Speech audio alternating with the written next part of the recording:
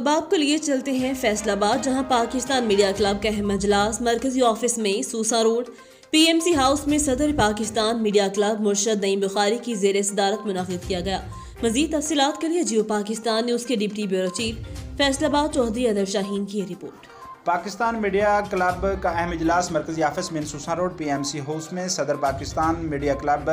مرشد نعیم بخاری کی زیر صدارت منعقد کیا گیا، جس میں عہدوں کے حوالے سے رد و بدل کیا گیا، جس میں چودھری شکیل احمد نے اپنی کچھ ذاتی مصروفیات کی بنا پر جنرل سیکرٹری کے عہدے سے دستبردار ہوتے ہوئے نئے جنرل سیکرٹری کا اعلان کرتے ہوئے قمر عباس مانج کو جنرل سیکرٹری کے لیے نامزد کر دیا۔ اس موقع پر